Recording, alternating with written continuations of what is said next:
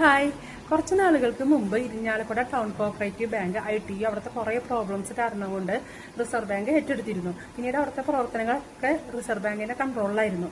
ആ സമയത്ത് ഞങ്ങൾക്ക് FD ന്നോ സേവിങ്സിൽ നിന്നോ ഒന്നും പൈസ വിഡ്രോ ചെയ്യാനോ ഒന്നിനും പറ്റിയിരുന്നില്ല. പിന്നെ 2 മാസം കഴിഞ്ഞപ്പോൾ എല്ലാ ബാങ്കുകളിലും 5 lakhs വരെ DICGC പ്രകാരം ഇൻഷൂർ ചെയ്ത തുകയായതുകൊണ്ട് മാത്രം സേഫ് ആർത്തറായി. ആ 5 lakhs ആ സേഫ് തുകയായതുകൊണ്ട് ബാങ്ക് തന്നതല്ല, ഇൻഷൂർ ചെയ്ത തുകയായതുകൊണ്ട് അത് ഞങ്ങൾക്ക് അന്ന് കിട്ടിയിരുന്നു.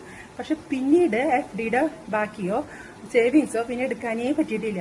ആ സമയത്ത് RBI സർക്കുലർ വന്നിരുന്നത് 10,000 വെച്ചിട്ട് സേവിങ്സിൽ നിന്ന് 6 മാസം കൂടുമ്പോൾ വിഡ്രോ ചെയ്യാമെന്നായിരുന്നു. പക്ഷെ പിന്നീട് അവർ ബാങ്കിൽ പോയി ചോദിക്കുമ്പോൾ മീറ്റിംഗ് നടക്കാണ്, 2 മാസം കഴിഞ്ഞിട്ട് വരും, മെസ്സേജ് അയക്കാം എന്നൊക്കെയാണ് പറയുന്നത്. പക്ഷെ പിന്നീട് സേവിങ്സിൽ നിന്ന് പൈസ എടുക്കാനേ പറ്റിയിട്ടില്ല, FDയുടെ ബാക്കിയും കിട്ടിയിട്ടില്ല.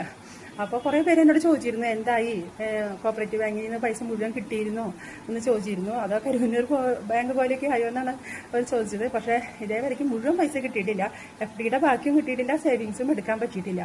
അതാണ് കേട്ടോ. Thank you.